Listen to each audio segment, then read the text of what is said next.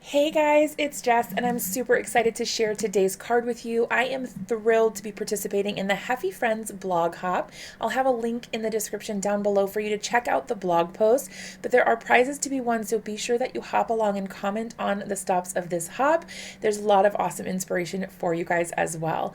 I'm going to be showing you how I made this super cute card featuring the Otter Side stamp set from the new release from Heffy Doodle, and I'm also going to use some of Heffy Doodle's older supplies as well. So there's a standalone hello die, there's this stitched oval die from Overly Excited, and as well I've used the this diagonal stripe stencil, I think it's called Candy Store, to create my background as well. So I'll have everything linked down below for you guys in case you want to check anything out.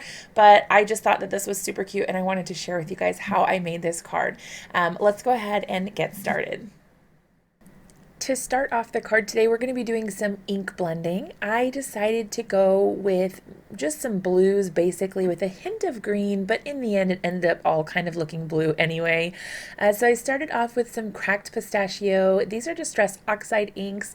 I like that they blend really smoothly, and then you get sort of a chalky finish on the top that helps your colors blend really nicely, but they work really well, especially if you're new at ink blending. This is an amazing ink to start out with, especially if you're going to be doing ink blending. So I'm using the stencil here. This one is the Candy Store stencil from Heffy Doodle. It's a diagonal striped stencil. And then I'm going to be putting on Faded Jeans Distress Oxide. So I'm just layering this directly over top of the cracked pistachio. So I started with that lightest color, the cracked pistachio, put it all over the entire background, and then I'm going in with a darker blue color. And I am actually going to go ahead and use a third color as well. Now I've speeded this up quite a bit, or sped this up. I think it's sped this up. I sped this up quite a bit so that you didn't have to spend too much time watching me do the ink blending, but I wanted you guys to see how this came together, so you can see kind of how I achieved the look I got for the end result. So cracked pistachio, then faded jeans, and then now I'm putting on some chipped sapphire. But instead of layering it directly over top of where I already had the faded jeans, I'm actually shifting it down just slightly so that I get sort of a double stripe effect, kind of. I don't know. It's darker on the outsides and lighter on the insides. And I just think that it's really cool. This effect is really neat, and it kind of allows you to stretch your supplies and get more out of it than just using it for stripes and nothing else. So here you can see I'm just applying that darker blue ink. Again, this is the chipped sapphire color. And all three of these are Distress Oxides. I'm using the foam blending tool for this. It's a mini ink blending tool, so it's got the circular foam pad on it. You could also use the domed tools from scrapbook.com. I like those as well.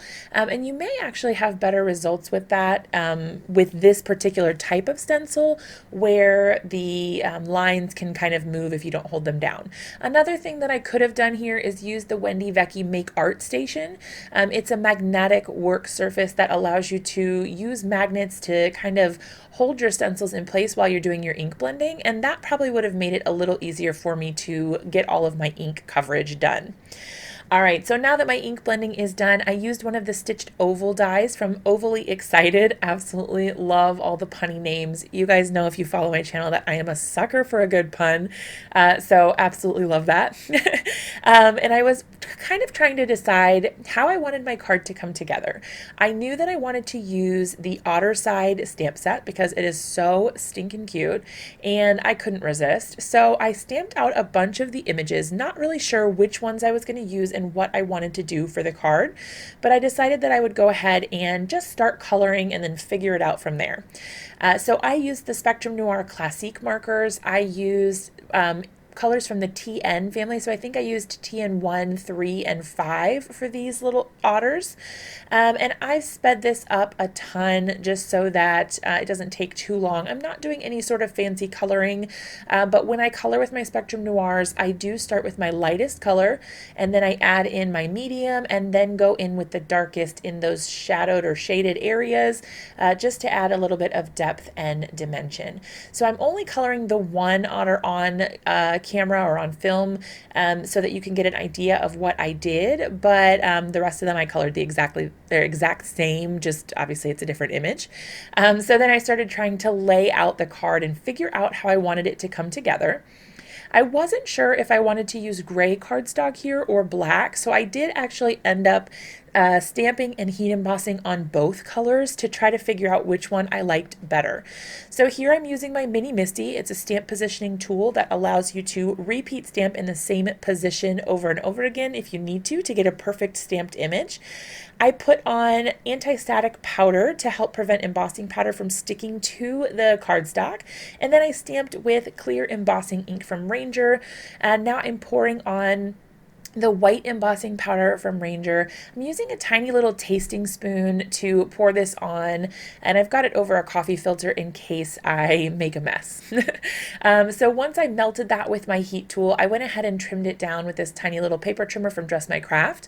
And then I was kind of trying to decide which one I liked better. Did I like the gray or the black?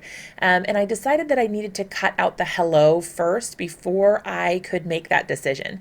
I just wasn't sure with the die on the page there, the metal die. I liked it better with the gray.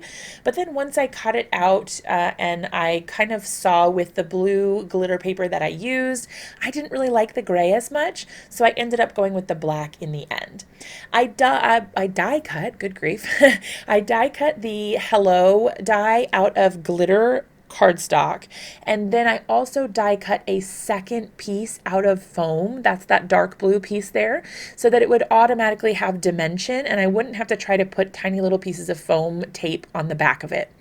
What I'm doing here is tracing around the outside of the physical metal die, and then I will use a pair of scissors to cut this out. Again, here I have the gray and the black, but I only ended up using the black just because I felt like I liked that look a little bit better.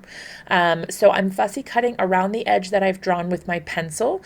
The reason I'm doing this is to create a shadow for the word hello. So I'm pretty sure my friend Daniel is the one who I learned this from Del and Artie. He's got a YouTube channel as well if you want to check him out. But I saw that he had been doing this and I thought, well, that is genius. I don't know how I never thought of that, but that is so useful. So you can create your own shadow and layer your die cut right on top of it. This creates the perfect shadow for it, which is amazing. Shout out to Daniel. All right, so once I finish cutting this, I'll show you that I'm gonna go ahead and layer that right on top just so you can kind of see what it looks like. I did use my mono sand eraser to get rid of any of the residual pencil marks that I didn't cut off when I was doing my trimming. And that way I have a clean surface. Again, I did decide to go with the black, so I didn't actually end up using the gray, but you get the picture. It gets the perfect little shadow around the edge. I'm using my Gina K Connect glue here to adhere the glitter paper or the glitter cardstock to my little bit of foam. I like the pen format of this. I feel like I can have really good control. I can see where I'm putting the glue. I don't know if you guys have that problem or not, but sometimes I can't tell where I'm putting the glue, if the nozzle's too big or the bottle itself is kind of bulky. So this format works really well for me. All right, so now I've got the foam all layered up on top of one another, and there I'm testing it out to see. I didn't like it, decided to go with the black. And then once I got that all attached to the black piece of cardstock for the shadow, then I decided to go ahead and pop up the other little bit of the sentiment on some foam as well. So I've used the scrapbook.com 1/4 inch double-sided foam tape here to attach the from the Otter Side part of the message. So originally that sentiment said hello from the Otter Side, but since I already had my big hello, I just snipped it right off, and I didn't even bother masking it or trying to, do anything fancy with it. I just heat embossed the whole thing and then just cut it off with my scissors. I felt like that was the easier way to do it. And I'm really happy with how it turned out. So yay. All right. So once I got all of my cute little otters and my hello and the sentiment and all of that attached to the card and ready to go, I decided that my little otter needed a little something extra. I was trying to figure out what embellishment I needed. I knew that I wanted something, but I didn't know exactly what. So I decided to actually use some of these really cute little clear acrylic bubbles or droplets from Pretty Pink Posh, and they come in different sizes, but I like that you can just put them, they look like little water bubbles. So after I finish popping this whole panel up on foam, you'll see me add those little acrylic bubbles as well. And I just attach those with the same Gina K Connect glue because it dries clear. So I don't have any issues with it oozing out of the sides or being able to see it through the clear acrylic bubble. So as per usual, my card is 4 1/4 by 5 1/2.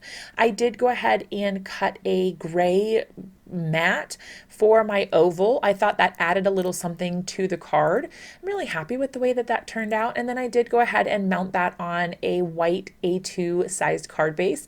Again, that's 4 1/4 by 5 1/2 for the total size of the card. And then I used my ATG or advanced tape glider to attach that piece of gray cardstock and my oval to the card base. All that's left here, like I said, is to go ahead and attach the otters and my acrylic bubbles. And then that's going to be it, you guys. I'm going to pop on some music while I finish up the card, and I'll be back to wrap things up.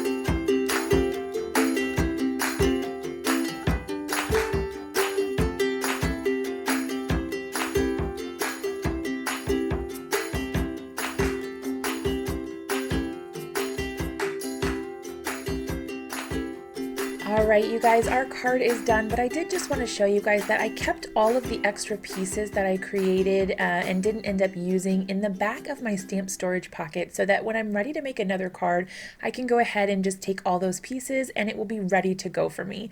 There's a look at the final card. I hope you guys love how it turned out. Be sure to let me know what you think about it down in the comments. I always love hearing what you guys think about the projects. If you're not already subscribed to my channel, be sure to hit that subscribe button. Click that thumbs up or like button to let YouTube know you want to see more content like this, and I'll see you in another one really soon.